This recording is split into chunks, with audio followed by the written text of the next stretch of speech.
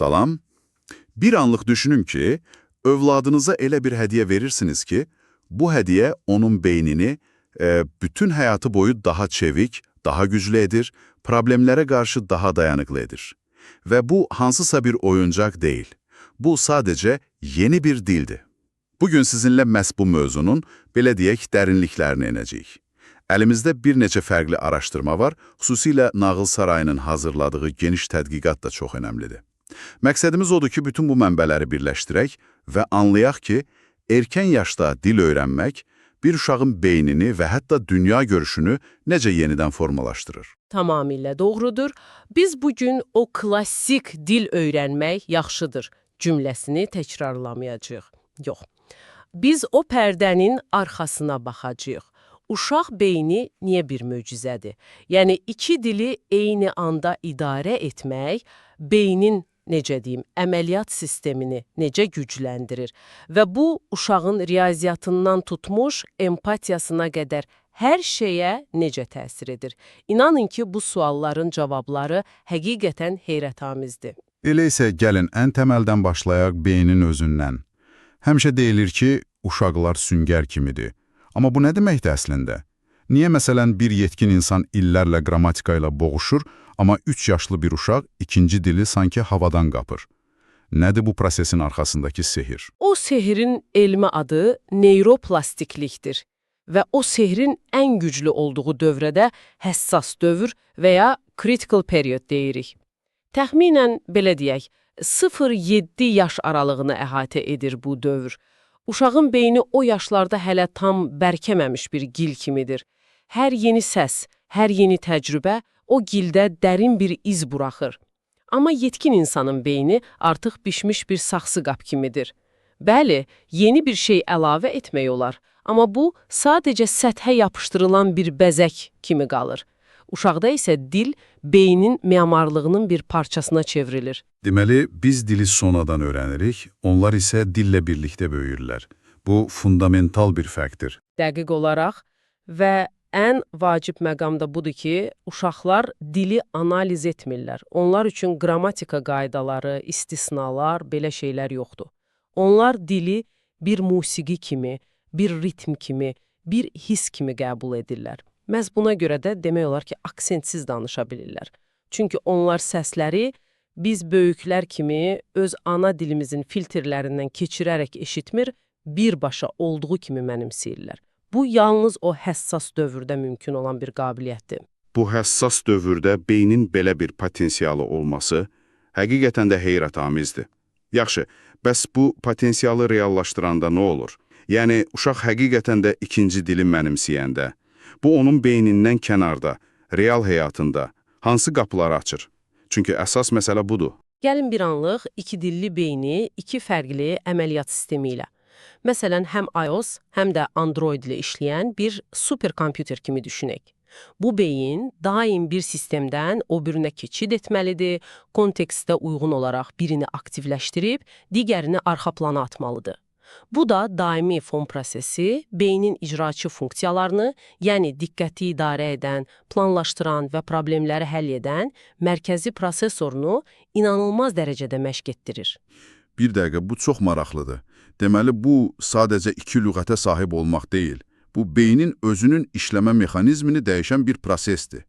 Bir növ beyin üçün əsl neyrofitness kimidir. Əla tərifdir, bəli. Tam olaraq neyrofitnessdir. Və bu fitnessin nəticələri hər yerdə özünü göstərir. Araşdırmalar göstərir ki, iki dilli uşaqlar diqqəti yayındıran amillərə daha yaxşı müqavimət göstərirlər. Tapşırıqlar arasında daha sürətli keçid edə bilirlər və daha yaradıcı problem həll etmə bacarıqlarına sahib olurlar. Niyə? Çünki onların beyni artıq çeviklik üzrə məşq edib. Bir obyektə iki fərqli ad verə bilən bir uşaq, təbii ki, bir problemə də iki fərqli yanaşma tapa bilməyə daha meyilli olur. Bu, yəqin ki, akademik uğurlara da birbaşa təsir edir, deyilmi? Mənbələrdə riyaziyyat və oxu bacarıqlarının da gücləndiyi yazılır. İlk baxışdan dil və riyaziyyat sanki fərqli dünyalardır. Bu əlaqə necə yaranır? Əslində çox məntiqi bir əlaqədir. Birincisi, gücləndirilmiş işli yaddaş. İki dildə söz ehtiyatını, qaydaları idarə etmək, beynin məlumatı qısa müddətli saxlamaq və emal etmə qabiliyyətini artırır. Bu da, məsələn, riyazi məsələləri həll edərkən addımları yadda saxlamaq üçün kritik bir bacarıqdır. İkincisi isə abstrakt düşüncə. Dilin özü simvolik bir sistemdir. İki fərqli dil sistemi ilə tanış olan uşaq, simvolların, strukturların necə işlədiyini daha dərindən anlayır. Bu da riyaziyyatın təməlində duran məntiqi və abstrakt təfəkkürü gücləndirir. Bu, həqiqətən də bir aha anıdır. Deməli, siz deyirsiniz ki, mən övladıma ingilis dilini öyrətməklə onun Azərbaycan dilini də daha yaxşı anlamasına kömək edə bilərəm. Bu biraz paradoksal səslənir. Necə işləyir bu? Tamamilə buna metalingvistik şuur deyilir. Yəni, dilin özü haqqında düşünə bilmə bacarığı. Baxın, bir tilli uşaq üçün dil, nəfəs almaq kimi təbii bir şeydir. Onun qaydaları haqqında heç düşünmür. Amma iki dilli uşaq tez bir zamanda anlayır ki, mən gedirəm Azərbaycan dilində düzgündür, amma onun birbaşa tərcüməsi I go ingilis dilində fərqli məna daşıya bilər. Bu onu məcbur edir ki, cümlə nədir, zaman nədir, kimi suallar üzərində düşünsün. Beləliklə o, hər iki dilin strukturunu daha şuurlu şəkildə mənimsəyir. Öz ana dilinə sanki kənardan bir müşahidəçi kimi baxa bilir. Yaxşı, beynin içindəki bu möhtəşəm prosesləri anladıq. İndi gələk praktikaya. Bir valideyn bu prosesi necə başlada bilər? Aydındır ki, heç kim körpəsinin qarşısında oturub ona qrammatika dəftəri açmayacaq. Bu təbii mühiti necə yaratmaq olar? Xüsusən də hər iki valideynin ikinci dili səlis bilmədiyi ailələrdə. Bu, ən çox verilən və ən vacib suallardan biridir. Cavab isə tək kəlmədir. Oyun. Uşaq üçün öyrənmənin dili oyundur.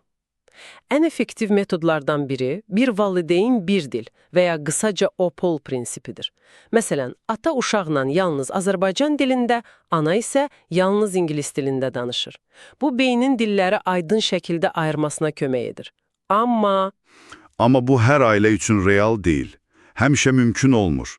Bəs alternativlər nədir? Valideynlər özlərini aciz hiss etməməlidir axı. Qətiyyən. Əsas məsələ ardıcıl məruz qalmaqdır. Mühit yaratmaq mümkündür. Məsələn, hər gün eyni vaxtda, deyək ki, çimərkən və ya səhər yeməyi zamanı yalnız ingilis dilində danışmaq. Buna zaman və məkan metodu deyilir. Və ya sadəcə gündəlik həyatı dillə zənginləşdirmək, ikinci dildə mahnılar oxumaq, rəngli kitablar oxumaq, hətta alış-veriş siyahısını birlikdə tutanda meyvələrin adlarını o dildə söyləmək. Bunlar kiçik toxunuşlardır, amma davamlı olanda möcüzələr yaradır. Mən bir ailə tanıyırdım. Ata uşaqla Alman, ana isə Azərbaycan dilində danışırdı. İlk başlarda uşaq bəzən cümlənin yarısını bir dildə, yarısını o biri dildə deyirdi. Bütün qohumlar narahat idi ki, ay aman, uşağın dilini qarışdırırsınız.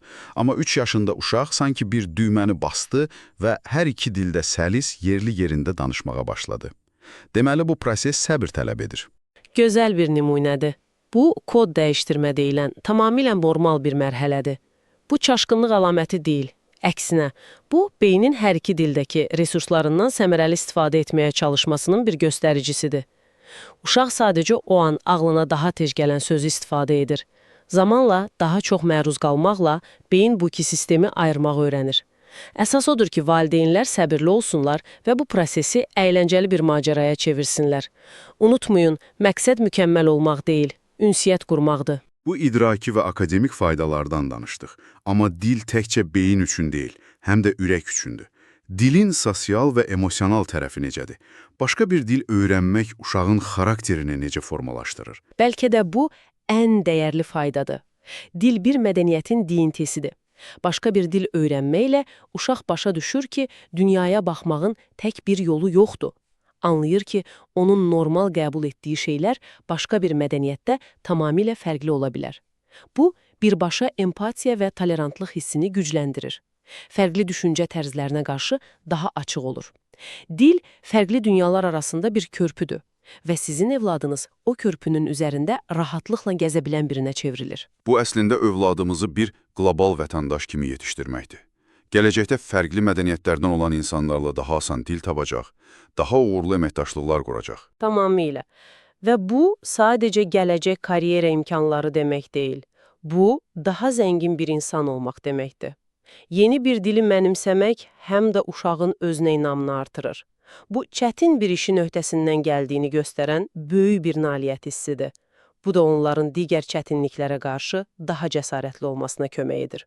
Yaxşı, bütün bu müsbət məqamları müzakirə etdik, amma indi bir çox valideynin ağlında fırlanan o böyük, qırmızı həyəcan siqnalını gəlmək istəyirəm, o ən böyük qorxuya. 2 dil öyrənmək uşağımın nitqini ləngidəcəkmi? Bu o qədər geniş yayılmış bir mifdir ki, bir çox ailə sırf bu qorxudan ikinci dilə başlamağa tərəddüd edir.